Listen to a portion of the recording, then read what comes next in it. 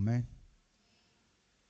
முதல் பகுதியிலே நாம் தியானித்தோம். தேவனிடத்தில் பங்குள்ளவர்களாய் இருக்க வேண்டும் என்று சொல்லி, அப்படி தேவனிடத்தில் பங்குள்ளவர்களாய் இருப்பதற்கு நமக்கு சுத்திகரிப்பு அவசியம் என்று நாம் பார்த்தோம். நேற்று தினத்தில் மாலையில் ஆமேன் சுத்திகரிப்பு தேவைப்படுகிறது அல்லது சுத்திகரிப்பு என்றால் என்ன என்பதை குறித்து நாம் பார்த்தோம். இன்றைக்கு இந்த மூன்றாவது பகுதியில் ஒரு சம்பவத்தை மாத்திரம் நாம் வாசித்து கடந்து செல்ல விரும்புகிறேன்.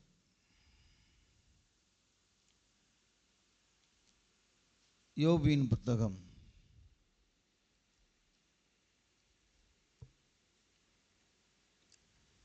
1 அதிகாரத்தை நாம் திருப்பிக் கொள்வோம். யோபின் புத்தகம் 1 அதிகாரம்.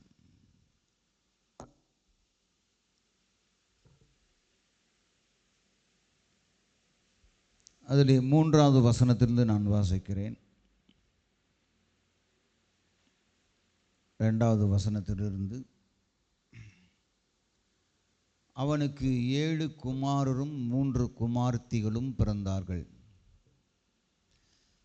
அவனுக்கு 7000 ஆடுகளும் 3000 ஒட்டகங்களும் 500 ஏர் மாடுகளும் 500 கழுதைகளும் ஆகிய மிருக ஜீவன்கள் இருந்ததும் அன்றி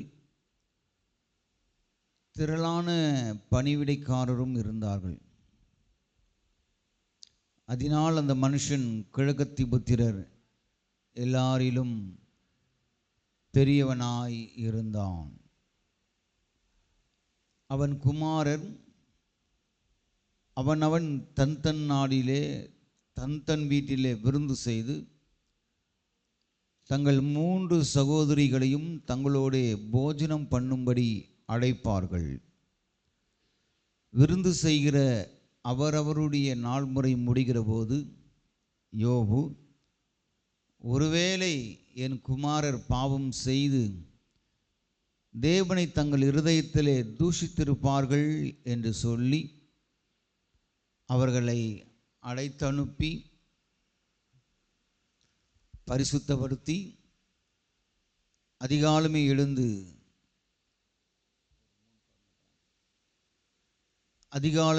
எழுந்து அவர்கள் எல்லாருடைய இலக்கத்தின்படியேயும் சர்வாங்க தகனபடிகளை செலுத்துவான். இந்த பிரகாரமாக யோபு அந்நாட்களில் எல்லாம் செய்து வருவான் என்று சொல்லப்படுகிறது. கவனிங்க, இந்த சம்பவம்தான் நம்முடைய சுத்திகரிப்புக்கு ஆதாரமாய் இருக்கிறது. இது என்ன என்று சொன்னால், நம்முடைய முழு குடும்பமும் ஒரு சுத்திகரிப்புக்கு நேராய் வர வேண்டும் என்று ஆண்டவர் விரும்புகிறார். யோபு அதைதான் அந்நாட்களிலே செய்து வந்தார். அவர் எப்படிப்பட்ட மனிதன் என்று சொன்னால், கிழக்கத்தி புத்திரரிலே, ஈஸ்டர்ன் கண்ட்ரீஸ், கிழக்கத்தி புத்திரரிலே மிகவும் பேர் பெற்றவனாய் இருந்தான். மிகவும் ஒரு கோடீஸ்வரனாக இருந்தான் என்று வேதம் தெளிவாய் சொல்லுகிறது. அதை குறித்து நீங்கள் பார்த்தீங்கன்னா 1வது வசனத்தில், யோபு என்னும் பேர் கொண்ட ஒரு மனுஷன் இருந்தான். அந்த மனுஷன் உத்தமனும் சன்மார்க்கனும் தேவனுக்கு பயந்து பொல்லாப்புக்கு விலகுகிறவனுமாய் இருந்தான். அந்த கிழக்கத்தி புத்திரரில் அவன் பெரியவனாய் இருந்தான் என்று வேத வசனம் சொல்லுகிறது. அப்படிப்பட்ட ஒரு பெரிய மனுஷன், ஒரு மிகவும் ஐஸ்வர்யவனாக இருந்த ஒரு மனுஷன், அவன் தன்னுடைய பிள்ளைகள் மொத்தம் 10 பேர். அந்த 10 பேரும் ஒருவேளை என் பிள்ளைகள் ஆண்டவருக்கு விரோதமாக பாவம் செய்திருப்பார்கள், ஆகவே வருடத்திற்கு ஒரு முறை தன்னுடைய பிள்ளைகளை அழைத்து அவர்களை ஒரு சுத்திகரிப்புக்கு நேராய் இந்த மனுஷன் கொண்டு வந்ததை நாம் பார்க்கிறோம். அதுதான் இந்த 5வது வசனத்தில் வாசிக்கிறோம். ஒவ்வொரு ஆண்டும் தன்னுடைய பிள்ளைகளை ஒவ்வொருவராய் அழைத்து 10 குடும்பங்களையும் அழைத்து, ஒருவேளை மனைவிமார்கள் இருந்திருப்பார்கள், மருமக்கள்மார்கள் இருந்திருப்பார்கள், பிள்ளைகள், பேரப்பிள்ளைகள், ஒரு முக்கியமான ஒரு காரியத்தை யோபு பக்தன் செய்ததை நாம் பார்க்கிறோம்.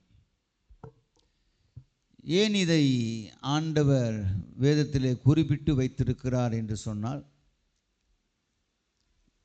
இப்படிப்பட்ட ஒரு காரியத்தை பின்வரக்கூடிய சந்ததிகளும் இதை பின்பற்ற வேண்டும் என்ற நோக்கத்தோடு கூட ஆண்டவர் இதை எழுதி வைத்திருக்கிறார். ஆகவே இந்த சுத்திகரிப்பின் 3வது நாளிலே 3வது பகுதியில் வந்திருக்கிற நாம் அறிந்து கொள்ள வேண்டிய ஒரு காரியம், தேவனோடு பங்குள்ளவர்களாய் மாத்திரமல்ல, நம்முடைய குடும்பமும் ஒரு சுத்திகரிப்புக்கு நேராய் வர வேண்டும் என்று ஆண்டவர் அதிகமாய் விரும்புகிறார். நம்முடைய இப்போது இருக்கக்கூடிய பிள்ளைகள்,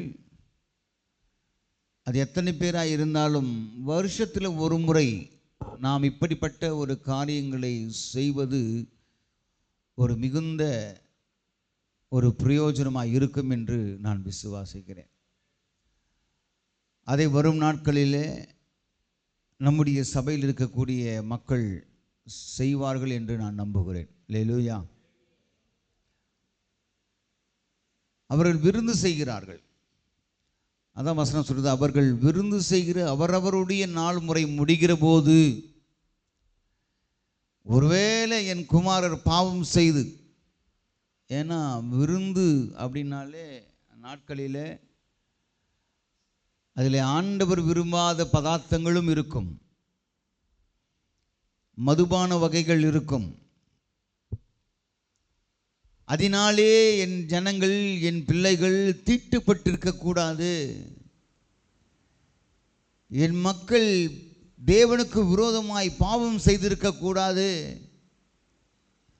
ஒருவேளை பெற்றோர்களை அறியாமல் பிள்ளைகள் தவறான பாதையிலே, தவறான வழிகளிலே, தவறான நடக்கைகளிலே செயல்பட்டு இருப்பார்களே என்று அறிந்து இந்த மனுஷன் சொல்லுகிறார். அதுதான் இங்கே சொல்லுகிறார், ஒருவேளை அவருக்கு தன்னுடைய பிள்ளைகள் மேலே நம்பிக்கை இருக்கிறது, தன் பிள்ளைகள் தேவனுக்கு பயந்து நடக்கிறவர்கள், ஏன்னா நான் தேவனுக்கு பயந்து நடக்கிறேன், அதே போல் என் பிள்ளைகளும் நடப்பார்கள். ஏன்னா தன் பிள்ளைகள் மேலே நம்பிக்கை, தன் பிள்ளைகள் மேலே ஒரு அளவில்லாத ஒரு நம்பிக்கை பெற்றோர்களுக்கு இருக்கும். ஆனால் அதையும் தாண்டி யோபு சொல்கிறார், ஒருவேளை என் பிள்ளைகள், என் குமாரர், என் குமாரத்திகள் பாவம் செய்து தேவனை தங்கள் இருதயத்திலே தூஷித்திருப்பார்கள். பிரியமான தேவனுடைய பிள்ளைகளே, ஒருவேளை இன்றைக்கு வந்திருக்கிற நம் அத்தனை பேர்களும் பல விதங்களிலே தேவனை தூஷித்த ஒரு சூழ்நிலை இருக்கலாம். தேவனை மறந்து போகிற ஒரு சூழ்நிலை இருக்கலாம். பிள்ளைகள் அல்லது தன்னுடைய உறவுகள் நமக்கு விரோதமாய் செயல்படும் பொழுது, நமக்கு விரோதமாய் காரியங்களை செய்யும்பொழுது,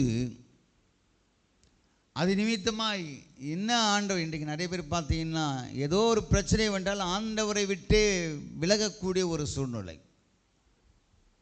சபைக்கு போவது கிடையாது, சபையை அசட்டை பண்ணுகிறார்கள். அதாவது ஆண்டவரை தேடுகிறதை அசட்டை செய்கிறார்கள். அப்படிப்பட்ட ஒரு நிலைமை இருக்குமானால், இன்றைக்கு ஒருவேளை அந்த நிலைமைக்கு நேராக நீங்கள் கடந்து வந்திருப்பீர்களே ஆனால், இன்றைக்கு ஆண்டவர் சொல்லுகிறார் உங்களை பார்த்து, அப்படிப்பட்ட தூஷணம், அப்படிப்பட்ட அசட்டை எதுவாக இருந்தாலும் இன்றைக்கு தேவ சமூகத்தை நீங்கள் அர்ப்பணியுங்கள். அதற்காக தான் நாம் வந்திருக்கிறோம். வருடத்திற்கு ஒரு முறை யோபு தன்னுடைய குமாரன் குமாரத்திகளை அழைத்து விருந்து செய்து, ஏன்னா சந்தோஷமும் இருக்கணும். எல்லாம் நம்மளுடைய உடன்பிறப்புகள் எல்லாம் ஒன்று சேரும்போது அதில் இருக்கிற அளவில்லாத சந்தோஷம் வேறு எதிலுமே கிடையாது. ஏன்னா நாங்கள் அப்படி செய்தவர்கள். ஒவ்வொரு முறையும் நாங்கள் ஒன்று கூடுவோம். ஆனால் பிசாசு கடந்த இந்த நாட்கள் ஒரு சில ஆண்டுகள் அதை பிரித்து இப்படியெல்லாம் ஒன்று சேரக்கூடாது என்று அந்த பிரிவினைவாதத்தை வீடுகளிலே கொண்டு வந்திருக்கிறான். ஏன்னா இன்றைக்கு கடைசி நாட்கள், அதை மாற்றம் கவனிங்க, அதை மாத்திரம் நீங்கள் கவனத்தில் வச்சுக்கணும். ஏன் இப்படிப்பட்ட காரியங்கள் எல்லாம் நடக்கிறது? நல்ல ஒரு ஆவிக்குரிய ஒரு பிள்ளைகள் இருப்பாங்க, ஆனால் அவர்களே ஆவிக்குரிய காரியங்களை குறித்து பேசுவது கிடையாது. அநேக நாட்கள் நாம் வேதத்தை வாசித்து அபிஷேகத்தை பெற்று அந்நிய பாஷைகளை பேசுவோம், எல்லாம் செய்வோம். ஆனால் நாம் ஆவிக்குரிய காரியங்களில் பேசக்கூடிய ஒரு காரியங்கள் இருப்பது கிடையாது. ஏன் காரணம் என்ன அப்படின்னு பார்த்தா, இது கடைசி நாட்கள். பிசாசானவன் எவனை விழுங்கலாமோ என்று வகை தேடி சுற்றி திரிந்திருக்கக்கூடிய நாட்கள். அது மாத்திரமல்ல, இன்னும் அவனை குறித்து வெளிப்படுத்த சொல்லப்பட்டது, அவனுக்கு இருக்கக்கூடிய கொஞ்ச நாட்கள் என்பதை அறிந்து அவன் தீவிரமாய் செயல்பட்டு கொண்டிருக்கிறான். எப்படியாவது பிள்ளைகளுக்கு விரோதமாக பெற்றோர்கள், பெற்றோர்களுக்கு விரோதமாக பிள்ளைகள், உறவுகளிலே மிகவும் முரண்பாடுகள், குடும்பத்திலே குழப்பங்கள், வேறொருவர் பேச்சை கேட்டு தன் குடும்பத்தில் உள்ளவர்களை பகைப்பது, இப்படிப்பட்ட ஒரு சூழ்நிலை இன்றைக்கு ஏராளமாய் நம்முடைய குடும்பங்களில் இருந்து கொண்டிருக்கிறது. அல்லேலூயா. நல்லா தெரிஞ்சுக்கோங்க, தோட்டத்தை உண்டாக்கினார் ஆண்டவர், தோட்டத்தை உண்டாக்கினார். அதிலே 2 நபர்களை மாத்திரம்தான் வைத்தார், ஆதாம் ஏவாள். அந்த 2 பேர் கூடி இருக்கக்கூடிய நிலையிலே மிகவும் சந்தோஷமாக இருந்தது, சமாதானமாக இருந்தது. அந்த குடும்பம் ஆண்டவரோடு கூட உறவாடி கொண்டிருந்தது. பகலில் குளிர்ச்சியான வேளையிலே ஆண்டவர் ஒவ்வொரு முறையும் வந்து பேசுவார், எல்லாம் செய்வார். இது ஒரு மிகவும் சந்தோஷமான, மிகவும் தேவன் விரும்புகிற ஒரு குடும்பமாக இருந்தது. ஆனால் என்றைக்கு 3வது நபர் தலையீடு உள்ளதோ அன்றைக்கே அந்த குடும்பங்களிலே பிளவு ஏற்படுகிறது. இன்றைக்கு அப்படிதான் பலர் பல விதத்திலே மற்றவர்களுடைய பேச்சை கேட்டு தன்னுடைய குடும்பத்தினுடைய சந்தோஷத்தை, தன்னுடைய குடும்பத்தினுடைய சமாதானத்தை கெடுத்து கொண்டிருக்கிறார்கள். இன்றைக்கு அதிலே ஒரு சுத்திகரிப்பு வேண்டும் என்று கர்த்தர் விரும்புகிறார். அல்லேலூயா, அல்லேலூயா. அதிலே ஒரு சுத்தத்தை ஆண்டவர் விரும்புகிறார். யோபு பக்தன் தன்னுடைய பிள்ளைகளை அழைத்து விருந்து செய்கிறார், சந்தோஷமாக இருக்கிறார், உண்மைதான். ஆனால் முடிவில் அர்ப்பணிப்பில் முடிகிறது, அர்ப்பணிப்பில் முடிகிறது. ஆமென். அதான் இங்கே சொல்லுகிறார் வசனத்தில், விருந்து செய்கிற அவரவருடைய நாள் முடிகிற போது நல்ல சந்தோஷமாக இருப்பார்கள், ஆர்ப்பரிப்போடு இருப்பார்கள். அண்ணன் தம்பி உறவு, அத்தை மாமா மச்சான், மருமகன் மருமகள், மாமனார் மாமியார் என்ற ஒரு நல்ல ஒரு உறவிலே ஐக்கியத்தில் இருப்பார்கள், சந்தோஷமாக இருக்க வேண்டும். ஆனால் அதே நேரத்தில் கடைசியில் சொல்லுகிறார், அவர் தூசித்திருப்பார்கள் என்று சொல்லி அவர்களை அழைத்தனுப்பி பரிசுத்தப்படுத்தி அதிகாலமே எழுந்து அவர்கள் எல்லாருடைய இலக்கத்தின்படியையும் சர்வாங்க தகன பலிகளை செலுத்துவான். அல்லேலூயா. இப்போ காலையில் தேவ சமூகம் மிகவும் விசேஷமான ஒன்று. கர்த்தரை கண்டடையத்தக்க சமயத்தில் தேடுங்கள், அப்போது அவர் உங்களுக்கு தென்படுவார் என்று வேதம் சொல்கிறது. அப்போ கண்டடையத்தக்க சமயத்தில் தேடணும்னா அது எந்த நேரம்னா அதிகாலை என்று சொல்லப்படுகிறது. அதிகாலையில் தேடுகிறவன் என்னை கண்டடைகிறான். அப்போது இந்த யோபு பக்தன் அதிகாலமே எழுந்து ஒவ்வொருடைய யார் வரிசையின்படி, யார் முதல்ல, ரெண்டாவது பையன் யார், மூணாவது பையன் யார், மகள் யார் என்று வரிசைப்படுத்தி ஒழுங்கும் கிரமமுமாய் எல்லாரையுமே பரிசுத்தப்படுத்தினான். இன்றைக்கு நம்முடைய பிள்ளைகளை அப்படிப்பட்ட ஒரு சூழ்நிலைக்கு நேராய் நாம் செய்வது இல்லை. இனிமேல் நாம் அப்படி செய்யவோம். அல்லேலூயா. நாம் அழைப்போம், ஒன்றா சேர்ந்து பீச்சுக்கு போவோம், நல்லது, போகலாம். ஒன்றா சேர்ந்து எல்லாம் செய்யலாம், நல்லது.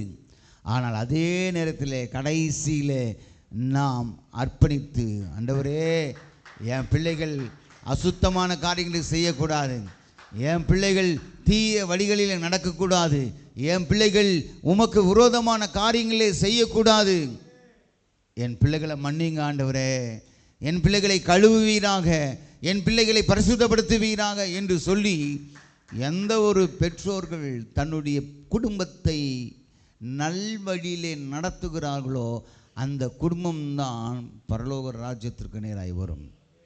அதுதான் யோசுவா சொல்கிறார், நானும் என் வீட்டாருமோ வென்றால் கர்த்தரையே சேவிப்போம், நானும் என் வீட்டாருமோ வென்றால் கர்த்தரையே சேவிப்போம் சொல்கிறார் ஆண்டவர். இப்போ நாம் அப்படிப்பட்ட ஒரு காரியத்தை நம்மால் சொல்ல முடியுமா? என் குடும்பம் முழுவதும் நாம் ஆண்டவரை சேவிப்போம் சொல்ல முடியுமா? இன்றைக்கு அப்படிப்பட்ட தவறுகள் நம்முடைய குடும்பங்களிலே நடந்து கொண்டிருக்கிறபடியினாலே இன்றைக்கு ஆவிக்குரிய விதத்திலே வளர்ச்சி அடைவது கிடையாது. ஆமென். அல்லேலூயா, அல்லேலூயா. இந்த யோபு பக்தன் செய்ததை போல நாமும் செய்ய கடமைப்பட்டிருக்கிறோம். இனிமேல் வருகிற 2026 மாதத்தின் முதல்ல நீங்கள் செய்யலாம், இல்லைனா வருஷத்தின் கடைசியில் செய்யலாம், ஏதோ ஒரு பண்டிகையில் செய்யலாம், ரொம்ப சந்தோஷமாக இருக்கும். நாட்களில் நம்ம ஸ்வீட்டி அவங்கெல்லாம் எல்லாம் அக்கா தங்கச்சி எல்லாம் ஒன்றா சேர்ந்தாங்க, சந்தோஷம். ஆமென். நாம் எல்லாரும் அப்படி ஒன்று சேர்ந்து பிரிவினை இல்லாமல் ஐக்கியமாய் நாம் செயல்படுவோமானால் அதுதான் ஒரு மகிழ்ச்சியான குடும்பமாக இருக்கிறது. அல்லேலூயா. கர்த்தர் பார்ப்பார், பரலோகத்திலிருந்து பார்ப்பார், அவர் ஆனந்த சந்தோஷம் அடைவார். அல்லேலூயா, பிரைஸ் தி லார்ட். கர்த்தர் நல்லவர். மாத்திரமல்ல, ஒரு வசனத்தை மட்டும் நான் வாசித்து நான் அர்ப்பணித்து கடந்து செல்ல விரும்புகிறேன். உபாகமத்தின் புத்தகம் 23ஆம் அதிகாரம் 14வது வசனம். உபாகமம் 23:14 சொல்லப்பட்டிருக்கிறது.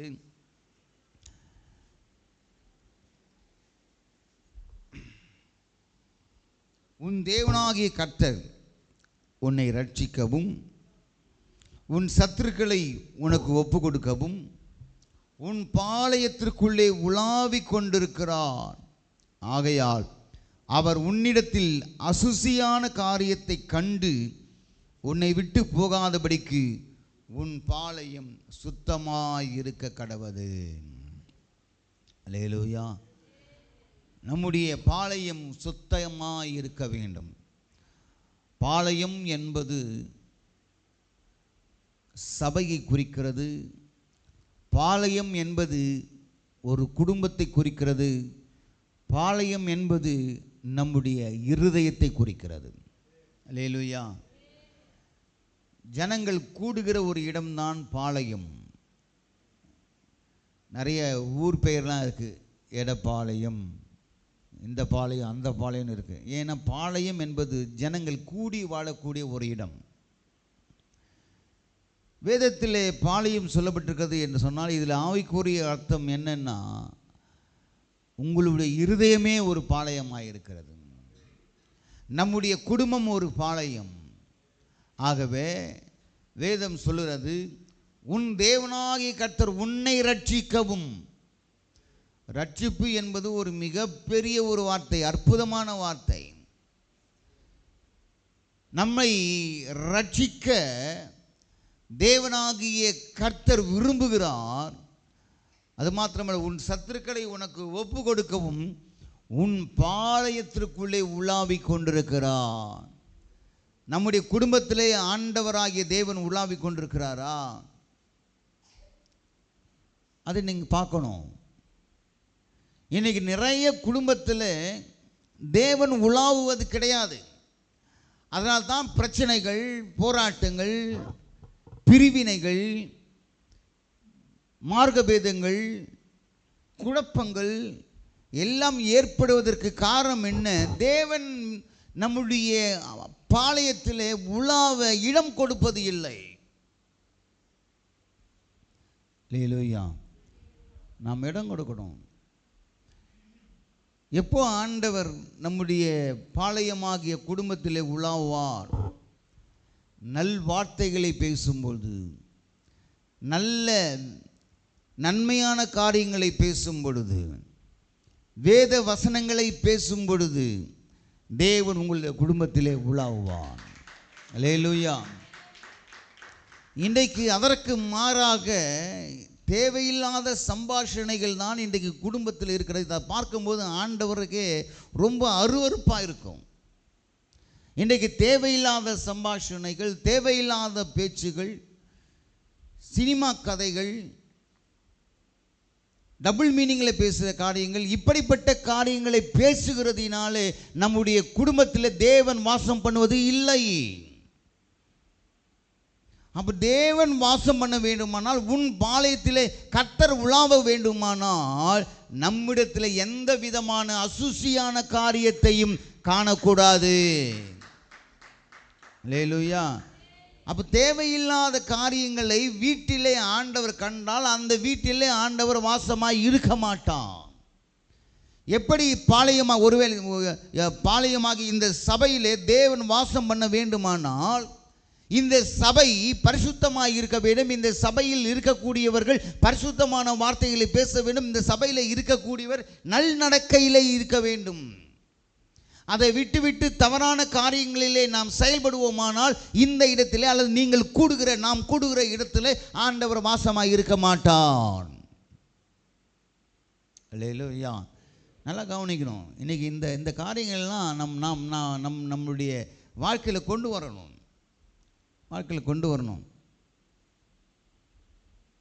இன்றைக்கு பெற்றோர்களே பிள்ளைகளை தவறான வழிகளிலே நடத்தி கொண்டிருக்கிறார்கள்.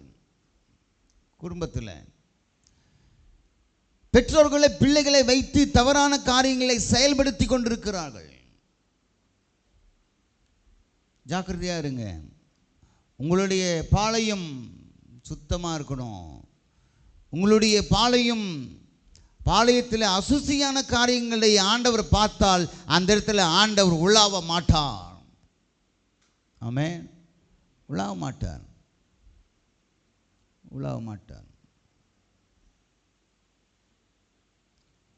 ஆகவே எனக்கு அன்பான தேவனுடைய பிள்ளைகளே, அதான் ஆண்டவர் சொல்லுகிறார், உன் தேவனாகிய கர்த்தர் உன்னை ரட்சிக்கவும்.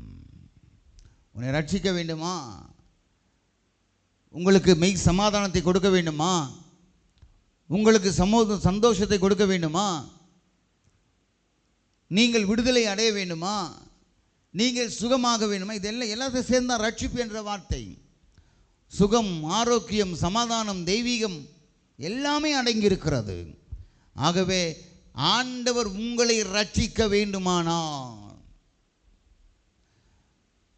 நம்முடைய பாளையமாய் இருக்கக்கூடிய வீட்டில், நம்முடைய பாளையமாய் இருக்கக்கூடிய இந்த இருதயத்தில் எந்த விதமான அசுத்தமான காரியங்கள் ஒன்றும் இராதபடிக்கு அவைகளை நாம் எடுத்து போட வேண்டும்.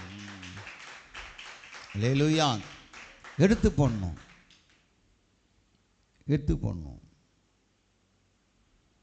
அது என்னைக்கு எடுக்கிறோமோ அல்லது என்னைக்கு அதை சீ என்று சொல்லி ஒதுக்கி விடுகிறோமோ அன்றைக்கு தான் பரிசுத்த ஆவியானவர் உங்களுடைய பாளையமாகிய இருதயத்தில் உலாவுவார். ஏன்னா அவர் பரிசுத்தமுள்ள தேவன். நீங்கள் ஜீவனுள்ள தேவனுடைய ஆலயமாய் இருக்கிறீர்கள் என்று சொல்லப்பட்டிருக்க கவனிமாய். நீங்கள் ஜீவனுள்ள தேவனுடைய ஆலயமாய் இருக்கிறது என்று சொல்லப்பட்டிருக்கிறதே. இந்த ஜீவனுள்ள தேவனுடைய ஆலயமாய் இருக்கக்கூடிய இந்த ஆலயத்திலே பரிசுத்த ஆவியானவர் வாசம் பண்ண வேண்டுமானால் பரிசுத்தமான காரியங்கள் மட்டுமே இருக்க வேண்டும். அல்லேலூயா.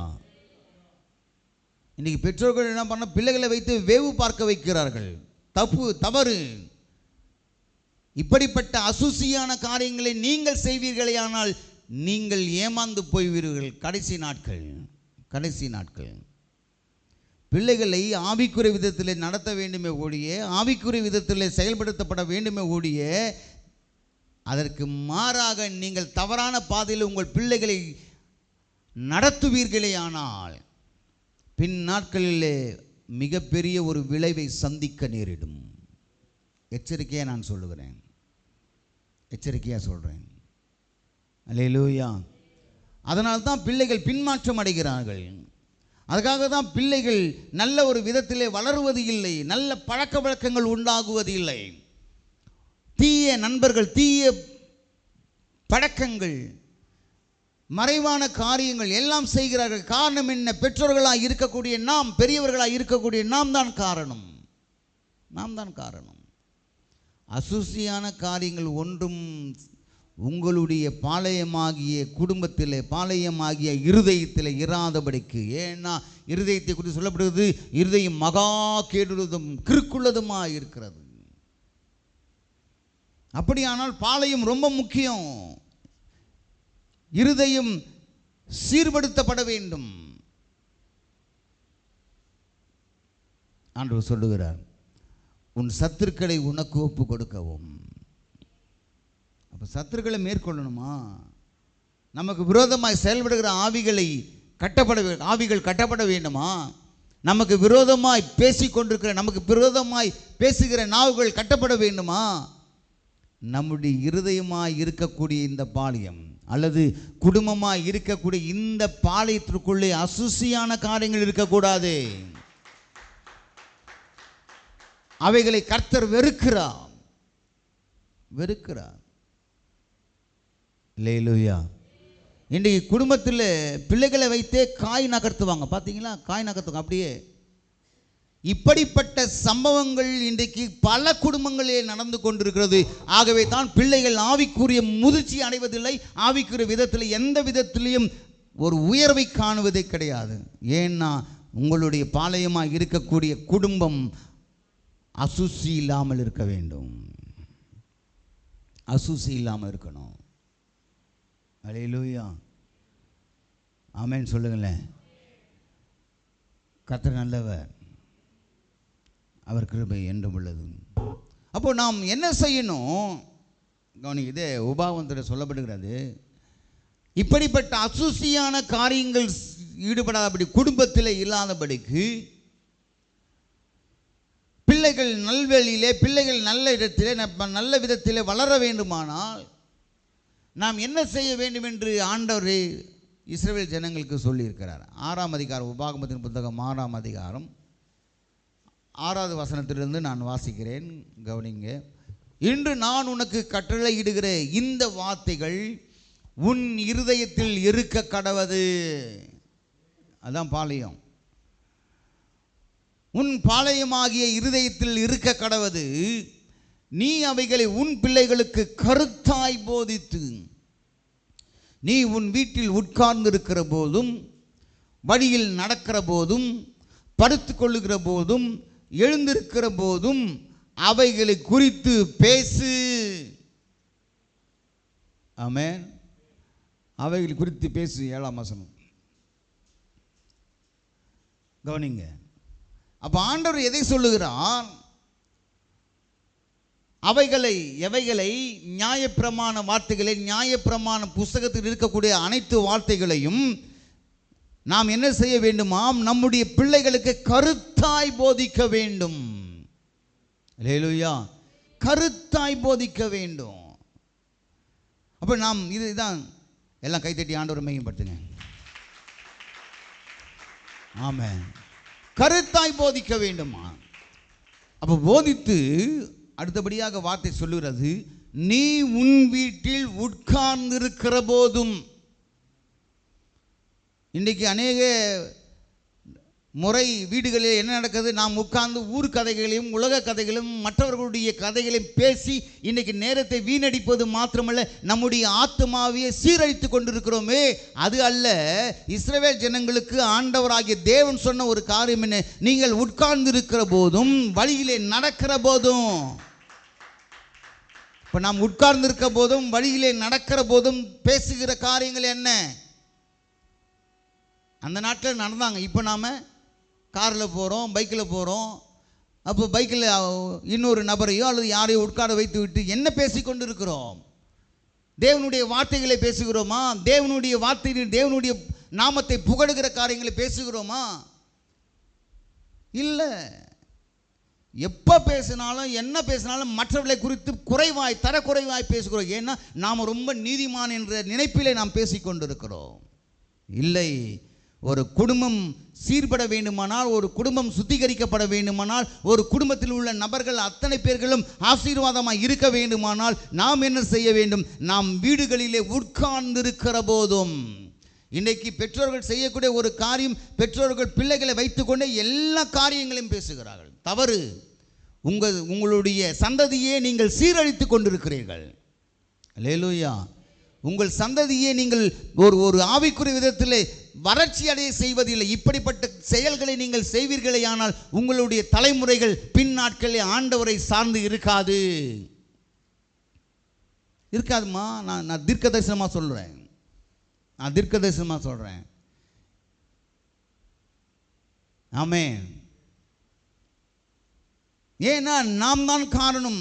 அடுத்த தலைமுறைகள் நல்ல விதத்தில் வளருவதற்கும், அடுத்த தலைமுறைகள் நல்ல ஒரு ஆவிக்குரிய விதத்தில் வளர்ச்சி அடைவதற்கும் காரணம் யார்? பெற்றோர்களாக இருக்கக்கூடிய நாம், குடும்பத்திலே தலைவர்களாக இருக்கக்கூடிய நாம். இன்றைக்கு உட்கார்ந்து இருக்கும் போது எதை பேசுகிறோம்? யோசித்து பாருங்கள். நடக்கும்போது எதை பேசுகிறோம்? யோசித்து பாருங்கள். எதை பேசணும்னு ஆண்டவருடைய வார்த்தை சொல்லுகிறதா? நடக்கிற போதும், வழியிலே நடக்கிற போதும், நீங்கள் படுத்து கொள்ளுகிற போதும், எழுந்திருக்கிற போதும் அவைகளை குறித்து பேச வேண்டும். எவைகளை? நியாய பிரமாணத்தில் உள்ள வார்த்தைகளை மட்டும்தான் பேச வேண்டும். ஐயா, நீங்க கவனிங்க. இப்படி பேசினதினாலே தான் இஸ்ரவேல் குடும்பத்தில் இருக்கக்கூடிய நபர்கள் எல்லாருமே சயின்டிஸ்டாக மாறினாங்க. கைகளை தட்டுங்க. விஞ்ஞானிகளாய் மாறினார்கள், அறிவாளிகளாய் மாறினார்கள், மாமேதைகளாய் மாறினார்கள். எல்லாம் ஆஸ்கர் விருதை பெற்றார்கள். யார் என்று சொன்னால் இஸ்ரவேல் ஜனங்கள். காரணம் என்ன? அந்த குடும்பம் நியாயப்பிரமாணத்தை பிடித்து அதையே போதித்தது. இன்றைக்கி நான் சொல்கிறேன் பாருங்களேன், இப்படிப்பட்ட ஒரு வார்த்தை எந்த ஒரு குடும்பத்தில் இருக்கிற நாம் செய்கிறோமோ அந்த பிள்ளைகள் மிகவும் சமுதாயத்தில் தலை சிறந்து விளங்குவார்கள். ஆனால் இதற்கு மாறாக நாம் பிள்ளைகளை தவறான வழிகளிலே நடத்தி கொண்டிருக்கிறோம்.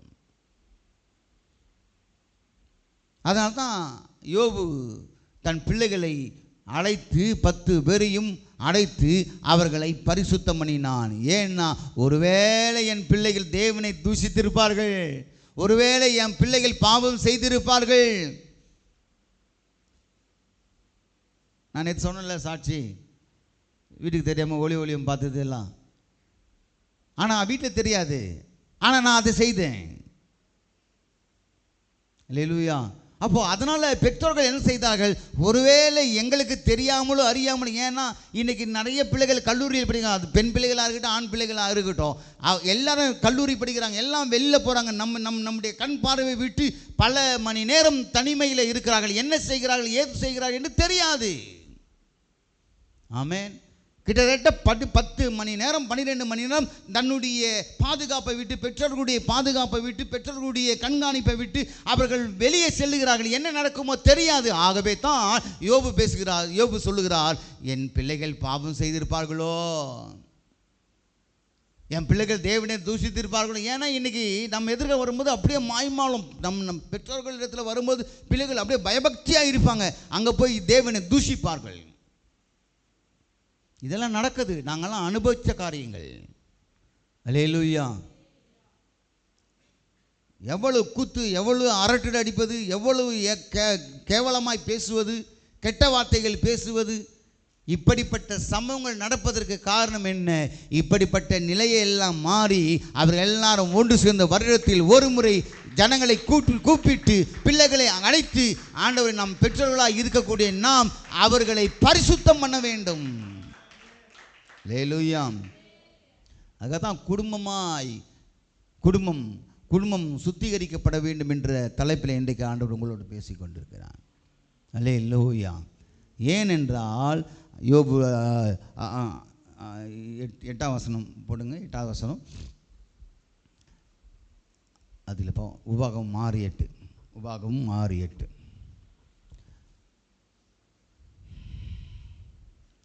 அவைகளை உன் கையின் மேல் அடையாளமாக கட்டிக்கொள்வையாக, அவைகள் உன் கண்களுக்கு நடுவே ஞாபக குறியாய் இருக்க கடவது. 9ஆவது வசனம், அவைகளை உன் வீட்டு நிலைகளிலும் உன் வாசல்களிலும் எழுதுவாயாக. அல்லேலூயா. அதனால தான் ஆண்டவருடைய வார்த்தையை வீடுகளில் நாம் தொங்க விடுகிறோம். நிறைய வீட்டுகள் அந்த நாட்களில் இயேசு வீட்டின் தலைவர், ஆமென், இயேசுவின் ரத்தம் ஜெயம், ஜெபமே ஜெயம் அப்படின்லாம் போட்டிருப்பாங்க. ஏன் அந்த அந்த அந்த அந்த வார்த்தைகளை நாம் வீடுகளிலே தொங்க விடுகிறோம்? இஸ்ரவேல் ஜனங்களுடைய பழக்கம் அது. அவர்களுடைய நித்திய கட்டளையாய் மெசியாவாகிய தேவன் கொடுத்தார். ஆமென்.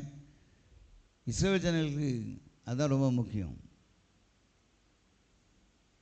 ஆகவே என் அன்பு தேவனுடைய பிள்ளைகளே, நாம் இதிலே நாம் கவனமாக இருப்போம். நியாயப்பிரமாண வசனங்களை, அதாவது வேத வசனங்களை உன் வீட்டு நிலைகளிலும் உன் வாசல்களிலும் எழுதுவாயாக.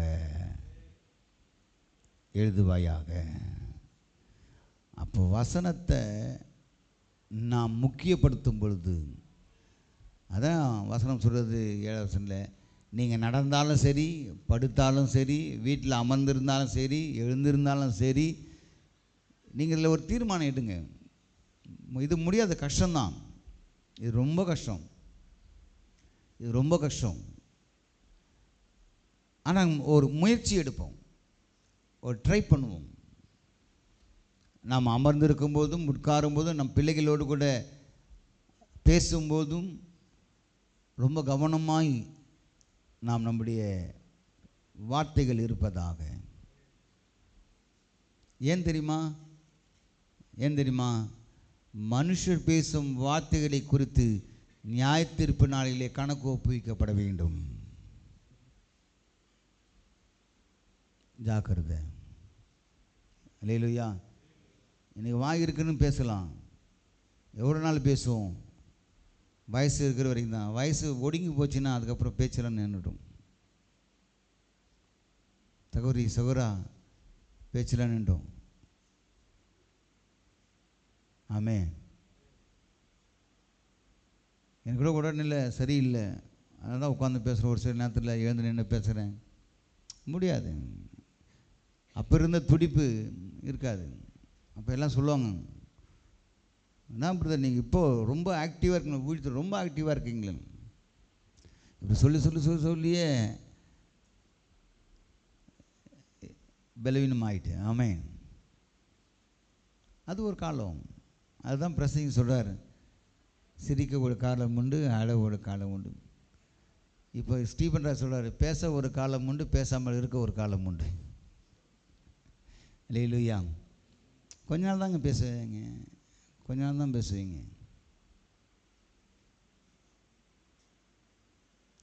பொறுத்து பார்ப்பார் ஆண்டவர், அப்புறமா கஷ்டம்.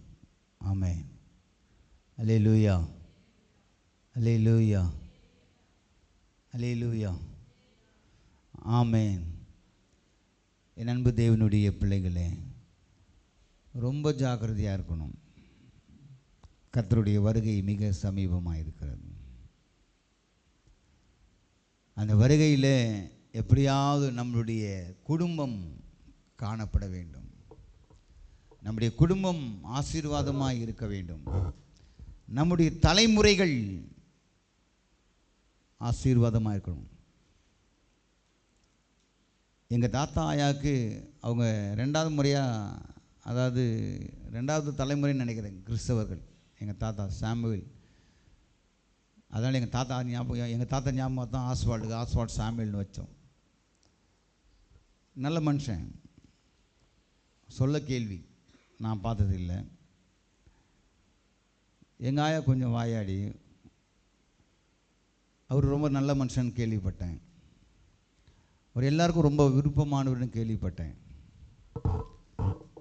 ஆனால் அவருக்கு எனக்கு தெரிஞ்சு 3 பிள்ளைகள், எத்தனை பேர் செத்துட்டாங்கன்னு தெரியல.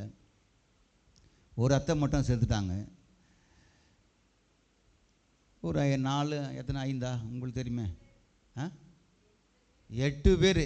சாமுவேல் ரஞ்சிதம் 8 பேர். அதில் மிச்சம் மீதி 3 தான் இருக்குது.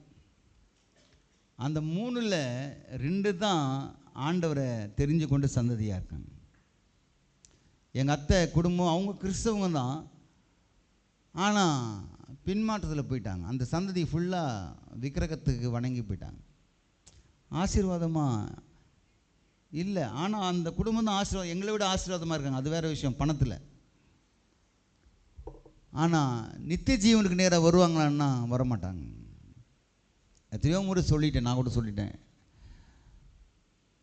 பா நீங்கள் ஏசப்பா ஆண்டவரை ஏற்றுக்குங்க அப்படின்னு. அது சொன்ன ஒரு காரியம் என்ன தெரியுமா? சொன்ன அதிர்ச்சி ஆகிடுங்க. அது அம்மா கூட தப்பாக நினைக்கக்கூடாது, கோச்சிக்கூடாது.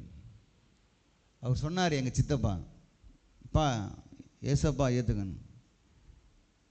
அதுக்கு அவர் சொன்னார் ஒரு வார்த்தை, எங்கள் அண்ணனுங்களே ஒற்றுமை இல்லை, நான் எங்கே கிறிஸ்தவனுக்கு வர்றது? அப்போது அவங்க இடர்கள் அடைவதற்கு நாம் காரணமாக இருக்கிறோம். அப்போது எங்கள் அப்பாவும் பெரியப்பாவும் ஒற்றுமையாக இருந்தாங்கன்னா, ஒற்றுமையாக இருக்கிறாங்க, அவங்க அப்படியே லவ்வர்ஸ் மாதிரி இருக்காங்க. ஆனால் உறவுகளோடு கூட ஒற்றுமையாக ஐக்கியமாக இருந்தார்களே ஆனால் அவங்க என்றைக்கும் ரட்சிக்கப்பட்டிருப்பாங்க. அந்த குடும்பம் ரட்சிக்கப்பட்டிருக்கு, எல்லாம் ஏற்றுக்கிறாங்க. ஆமாம், சொல்கிறதெல்லாம் கரெக்டு, எல்லாம் அப்படியே. நாம் கூட பயபக்தியாக இருக்க மாட்டோம், அந்தளவு பயபக்தி. அவர் எங்கள் சித்தப்பா பார்த்துன்னா, இது வரைக்கும் நான் கோபம் பட்டதே பார்த்ததே இல்லை. எல்லாத்துலையும் கரெக்டாக சன்மார்க்கன், எல்லாத்துக்கும் சன்மார்க்கன் தான் இருக்கார். ஆனால் ஒன்றே ஒன்று, ஆண்டவரை மட்டும் ஏற்றுக்கொள்ளவே இல்லை. அப்போ ஏற்றுக்கொள்ளாமல் இருப்பது தடை என்ன? தன்னுடைய குடும்பம், தன்னுடைய குடும்பம். அப்போ மற்றவர்கள் கிறிஸ்துவை ஏற்றுக்கொள்வதற்கு யாரை பார்க்குறாங்கன்னா, மனுஷனை தான் பார்க்குறாங்க. சபைக்கு வருகிற சபை பெருக வேண்டுமானால் சபையில் உள்ளே இருக்கிறவர்களை தான் மக்கள் பார்ப்பார்கள். சபையில் இருக்கிற மக்களை பார்த்து தான் ஜனங்கள் வருவார்கள். அல்லேலூயா. அப்போது சபையாகிய பாளையம் சுத்தமாக இருக்க வேண்டும். அந்த பாளையத்திற்குள்ளே உலாவுகிற ஆண்டவர் எந்த விதமான அசுசியான காரியங்களை பார்க்கவே கூடாது. ஒருவேளை அப்படி அசுசியான காரியங்களை பார்த்தால் ஆண்டவர் உலாவ மாட்டார். அப்போ நம்முடைய வீடு ஒரு பாளையமாக இருக்கிறது, நம்முடைய இருதயம் ஒரு பாளையமாக இருக்கிறது. அப்போ நம் வீட்டிற்குள்ளே எந்த விதமான அசுசியான காரியங்கள் பார்க்கவே கூடாது. அப்போ எதை தான் பார்க்கணுன்னா, நியாய பிரமாணத்தின் வசனங்கள், அதாவது வேத வசனங்களை பேசுகிற ஒரு குடும்பம், வேத வசனங்களை பேசுகிற ஒரு குடும்பம், வசனங்களை தியானிக்கிற ஒரு குடும்பம், எப்போதுமே ஆண்டவர் நாமத்தை உயர்த்துகிற புகழுகிற ஒரு குடும்பம், ஒரு பெற்றோர்கள், அதை தான் கர்த்தர் விரும்புகிறார். ஆகவே நம்முடைய குடும்பம் சுத்தமாய் சுத்திகரிக்கப்பட வேண்டும். அல்லேலூயா. நம்முடைய குடும்பம் பரிசுத்தமாக இருக்கணும். ஆமென். அப்படின்னா என் அக்கா, என் தம்பி, என் அண்ணன், அது குடும்பம். அப்போ சபையில் ஏன்னா சபையும் ஒரு பாளையம் இல்லை. அப்போ கூடி வருகிற இடமெல்லாம் ஒரு பாளையம் இல்லை. அப்போ இந்த பாளையத்திற்குள்ளே எப்படி அந்த உறவு, குடும்ப உறவிலே நாம் அண்ணன், தம்பி, மச்சான், மாமான் இருக்கிறோமோ, அதே உறவு இந்த சபைக்குள்ளே இருக்க வேண்டும். ஒருவரை சார்ந்து ஒருவரோடு ஒருவர் யாவரோடும் சமாதானமாக இருங்கள். வேதம் சொல்வது கூடுமானால் யாவரோடும் சமாதானமாக இருங்கள். அப்படி இருக்கிறவங்க தான் அந்த இடத்துல தான், அந்த சபையில் தான் பரிசுத்த ஆவியானவர் வாசம் பண்ணுவார். அல்லேலூயா. அப்படி இருக்கிற இடத்துலலாம் ஆவியானவர் வாசம் பண்ணுவார். இதில் வேறுபாடுகள், இதில் பகைகள், விரோதங்கள் எவைகளாக நீங்கள் காண்பித்தாலும் இருதயமாகிய உங்களுடைய இருதயத்தில், பாளையத்தில் ஆண்டவர் வாசமாக இரமாட்டார். நீங்கள் மாம்சத்தின்படி செயல்படுகிறவர்களாக இருப்பீர்கள். அல்லேலூயா, அல்லேலூயா, அல்லேலூயா. ஆக அன்பு தேவனுடைய பிள்ளைகளே, நம்முடைய பாளையம் சுத்தமாய் இருக்க வேண்டும். பாளையம் என்பது சபை குறிக்கிறது. பாளையம் என்பது குடும்பத்தை குறிக்கிறது. பாளையம் என்பது நம்முடைய இருதயத்தை குறிக்கிறது. இந்த பாளையமாகிய இருதயத்திற்குள்ளாய் சுத்தமாய் இருக்க நாம் பழகிக்கொள்வோம். தேவனாகிய கர்த்தர் நம்மோடு வாசம் பண்ணி கொண்டிருக்கிறார்.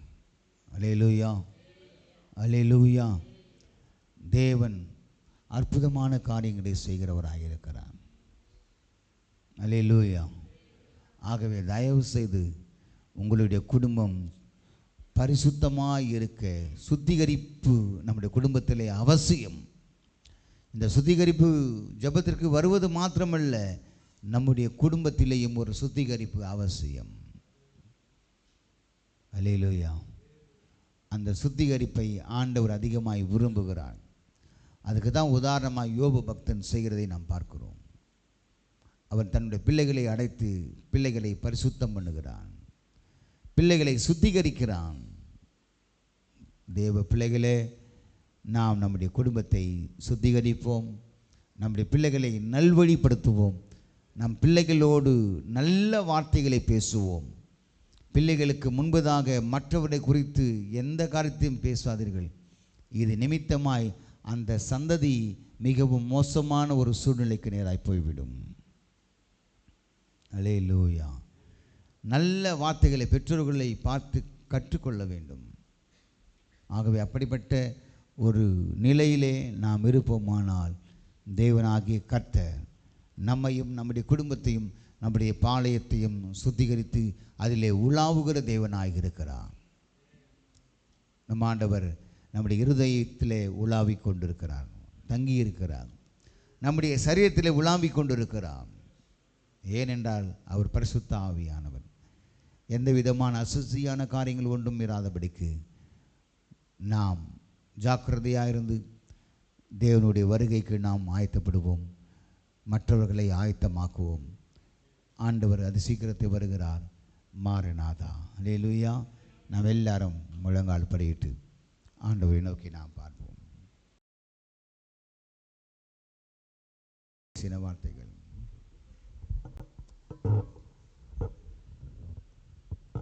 இந்த நல்ல வார்த்தைகளின்படி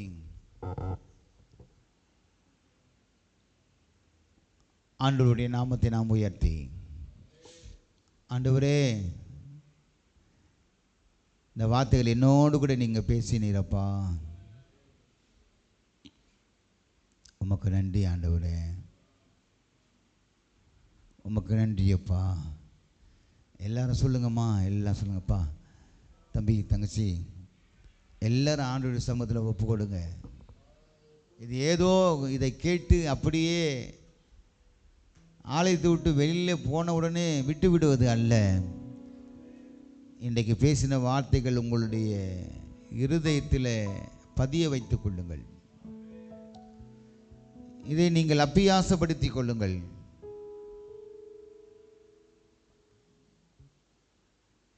ஹல்லேலூயா, ஹல்லேலூயா, ஹல்லேலூயா, ஹல்லேலூயா, ஹல்லேலூயா. எல்லாம் வாய்களை திறந்து கர்த்தரை ஸ்தோத்திரம் பண்ணுவோம். நன்றி நன்றி நன்றி நன்றி நன்றி நன்றி அப்பா, நன்றி ஆண்டவரே, மக்கு ஸ்தோத்திரம் ஸ்தோத்திரம் ஸ்தோத்திரம். எங்களுடைய பாளையம் சுத்தமாய் இருக்க வேண்டுமே, எங்களுடைய பாளையத்தில் நீர் உலாவ வேண்டும் ஆண்டவரே. ஹல்லேலூயா, ஹல்லேலூயா. ஆமென், ஆமென், ஆமென், ஆமென், ஆமென், ஆமென், ஆமென், ஆமென். ஹல்லேலூயா, ஹல்லேலூயா. எங்கள் இருதயமாகிய பாளையம் சுத்தமாய் இருக்க வேண்டும் ஆண்டவரே. ஹல்லேலூயா, ஹல்லேலூயா. நன்றி ராஜா, நன்றி ராஜா, நன்றி நன்றி.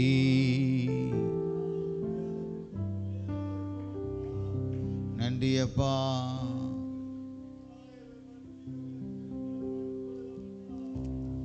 நன்றி ராஜா, நன்றி ராஜா, நன்றி ராஜா.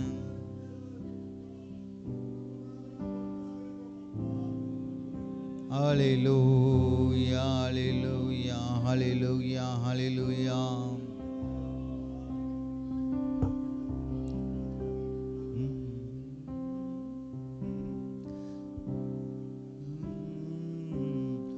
என் சித்தமல்ல உம் சித்தம் நாதா, என்னாலே அல்ல உம்மாலே ஆகும், என்னாலே அல்ல உம்மாலே ஆகும்.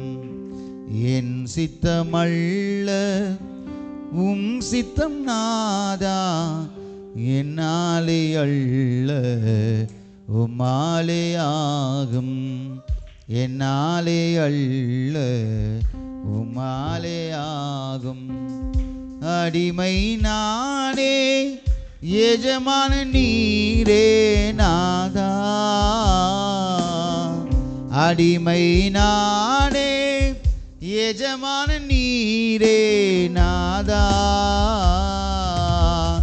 பலவீன நானே, பலவான் நீரே நாதா, பலவீன நானே, பலவான் நீரே நாதா. என் சித்தமல்ல உம் சித்தம் நாதா, என்னாலே அல்ல உம்மாலே ஆகும், என்னாலே அல்ல உம்மாலே. களிமண்ணானே, குயவன் நீரே நாதா, களிமண்ணானே, குயவன் நீரே நாதா. மண்ணான மனிதன் நான், மண்ணுக்கே திரும்புவேன் நாதா.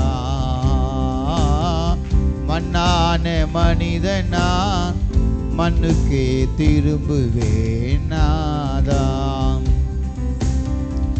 என் சித்தமல்ல உம் சித்தம் நாதா, என்னாலே அல்ல உம்மாலே ஆகும், என்னாலே அல்ல உம்மாலே ஆகும். பாதகன் என்மேல் பாசம் கொண்டீரே நாதா, பாதகன் என்மேல் பாசம் கொண்டீரே நாதா, பாரெல்லாம் முன்புகள் பாடி மகிழ்வே நாதா, பாரெல்லாம் முன்புகள் பாடி மகிழ்வே நாதா. என் சித்தமல்ல உம் சித்தம் நாதா, என்னாலே அல்ல உம்மாலே ஆகும், என்னாலே அல்ல உம்மாலே ஆகும். எல்லாரும் ஆண்டவருடைய சமூகத்தில் ஒப்பு கொடுத்து அவருடைய இரத்தத்தாலே நம்மை மீட்டு கொண்டு இருக்கிறார். அவருடைய செல்ல பிள்ளையாய் நாம் சொந்தமானோம். ஆகவே எல்லாரும் இந்த பாடலின் கருத்தை உணர்ந்து தேவ நாமத்தை நாம் உயர்த்தி பாடுவோமா?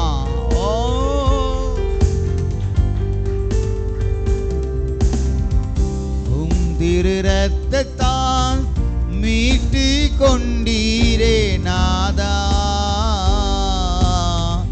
உம் திரு இரத்தத்தால் மீட்டு கொண்டீரே நாதா, உம் செல்ல பிள்ளையாய் சொந்தமானே நாதா, உம் பிள்ளையாய் சொந்தமானே நாதா. என் சித்தமல்ல உம் சித்தம் நாதா, என்னாலே அல்ல உம்மாலே ஆகும், என்னாலே அல்ல உம்மாலே ஆகும். காலையில் தோண்டி மாலையில் மறைபவன் நாதா, நம்முடைய வாழ்க்கை அப்படியா இருக்கு. காலையில் தோண்டி மாலையில் மறைபவன் நாதா, மலர் போல பூத்து நிழல் போல மறைபவன் நாதா, மலர் போல பூத்து நிழல் போல மறைபவன் நாதா. என் சித்தமல்ல உம் சித்தம் நாதா, என்னாலே அல்ல உம்மாலே ஆகும், என்னாலே அல்ல உம்மாலே ஆகும், என்னாலே அல்ல உம்மாலே ஆகும், என்னாலே அல்ல உம்மாலே ஆகும். எத்தனை பேருக்கு இந்த வார்த்தைகள் பிரயோஜனமாக இருந்தது? பிரயோஜனமாக இருந்தவர்கள் ஆண்டவர் உண்மையாகவே என்னோடு கூட பேசினார், இந்த வார்த்தை எனக்கு பிரயோஜனமாக இருந்தது என்று சொல்லுகிறவர்கள் முன்பதாக வந்து ஜெபிக்கலாம். கடைசியாக நீங்கள் ஜெபித்து முடிக்க போகிறீங்க, வரலாம், ஜெபம் வரலாம். ஆமென், ஆமென், ஆமென், ஹல்லேலூயா.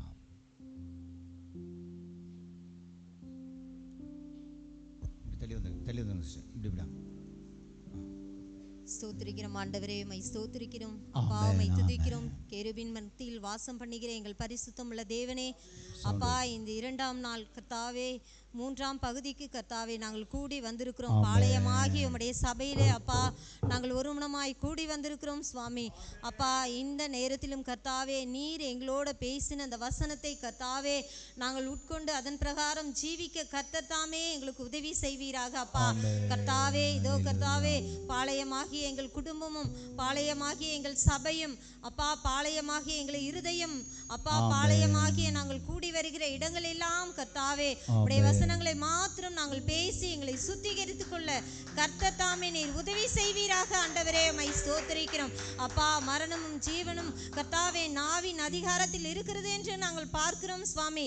அப்படிப்பட்ட நாவினாலே அப்பா நாங்கள் கூடி வருகிற பாளையமான இடங்களில் எல்லாவற்றிலும் கர்த்தாவே உம்முடைய வசனங்களை மாத்திரம் நாங்கள் பேசி பகிர்ந்து கொள்ள, ஒருவரை ஒருவர் கர்த்தாவே உம்முடைய வசனங்களை மாத்திரம் சொல்லி நாங்கள் ஆறுதல் படுத்திக் கொள்ள கர்த்தர் எங்களுக்கு அப்பா ஒரு சுத்திகரிப்பை இந்த நாளிலே அப்பா உணர செய்த கிருபைக்காக உமக்கு நன்றி செலுத்துகிறோம் ஆண்டவரே.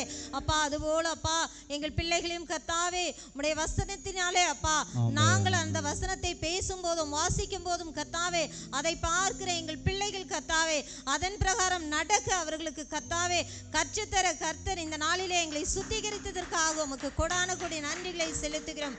ஏனென்றால் அப்பா பிள்ளையின் நெஞ்சிலே மதீனம் ஒட்டி இருக்கும் என்று பார்க்கிறோம் ஆண்டவரே. அந்த மதீனங்கள் எல்லாம் போக்குவதற்கு கர்த்தாவே உம்முடைய வசனங்கள் மாத்திரமே அந்த பிள்ளைகளோட பேச கர்த்தாவே எங்களை நீங்கள் உதாரணமாக பெற்றோர்களாகி எங்களை நீங்கள் உதாரணமாக வைக்க வேண்டுமாய் செபிக்கிறோம் ஆண்டவரே. மை ஸ்தோத்திரிக்கிறோம் அப்பா. பிள்ளையானவர்களை நடத்த வேண்டிய வழியிலே நடத்தி அது முதிர் வயது வரைக்கும் அவர்களை பாதுகாக்கும் என்று நாங்கள் பார்க்கிறோம் ஆண்டவரே. அப்பா எங்களோட பிள்ளைகள் அப்பா எங்கள் சபையில் சார்ந்த ஒவ்வொரு குடும்பத்தினோட பிள்ளைகளுக்கும் கர்த்தாவே நாங்கள் பெற்றோர்களாக முன்மாதிரிகளாக நிற்க கர்த்தாவே இன்றைக்கு எங்களை நீர் சுத்திகரித்ததற்காக உமக்கு கொடான கொடி நன்றி செலுத்துகிறோம் ஆண்டவரே. அப்பா யோபு கர்த்தாவே தன் பிள்ளைகள் ஒருவேளை பாவம் செய்திருப்பார்களோ என்று சொல்லி கர்த்தாவே அவர் பிள்ளைகள் எல்லாம் கூட்டி கர்த்தாவே பரிசுத்தப்படுத்தினது போல அப்பா நாங்களும் என் பிள்ளைகளுக்கு உத்தரவாதமாக கர்த்தாவே எங்கள் பிள்ளைகளை அப்பா ஒவ்வொரு நாளும் கூட்டி சேர்த்து கர்த்தாவே குடும்பத்திலே அவர்கள் வைத்து வசனங்களை பேசி அவர்களுக்கு கர்த்தாவே அந்த வழியிலே நடத்த எங்களுக்கு இன்ற நாளிலே கற்றுக் கொடுத்தீங்க அப்பா. அதற்காக உமக்கு நன்றி செலுத்துகிறோம் அப்பா. இந்த நாளிலே கர்த்தாவே எங்கள் குடும்பத்தையும் எங்கள் சபையும் அப்பா நாங்கள் கூடி சேர்கிற இடங்களையும் சுத்திகரித்து கர்த்தாவே உம்முடைய வசனத்தினாலே எங்களை சுத்திகரிக்க போகிற கிருபைக்காக உமக்கு நன்றி செலுத்துகிறோம். நீண்ட இந்த வேளையிலே கர்த்தாவே இந்த வசனங்களை ஆசீர்வதித்து கர்த்தாவே கொடுத்தப்பா அருமையான வசனத்தை கொடுத்த அப்பா போதகத்தை கொடுத்த உம்முடைய போதகரையும் பலப்படுத்தினதற்காக உமக்கு நன்றி செலுத்துகிறோம் ஆண்டவரே. தாழ்த்துகிறோம் வெறுமையாக்குகிறோம் கிருபையினாலே முடிசூட்ட வேண்டுமாய் இயேசு கிறிஸ்துவின் மூலம் செமை கேட்கிறோம் நல்ல பிதாவே. ஆமென் ஆமென். கர்த்தர் நம்முடைய ஜெபத்தை கேட்டு அப்படியே செய்ய போகிறதுக்காக கர்த்தரை ஸ்தோத்திரம் பண்ணுவோம். பிதாவாகிய தேவனை ஸ்தோத்திரிப்போம், குமாரனாகிய கிறிஸ்து இயேசுவை ஸ்தோத்திரிப்போம், பரிசுத்த ஆவியானவரை ஸ்தோத்திரிப்போம். என் ஆத்துமாவே கர்த்தரை ஸ்தோத்திரி, என் முழு உள்ளமே பரிசுத்த நாமத்தை ஸ்தோத்திரி. என் ஆத்துமாவே கர்த்தரை ஸ்தோத்திரி, அவர் செய்த சகல உபகாரங்களை மறவாதே. ஆமென் ஆமென்.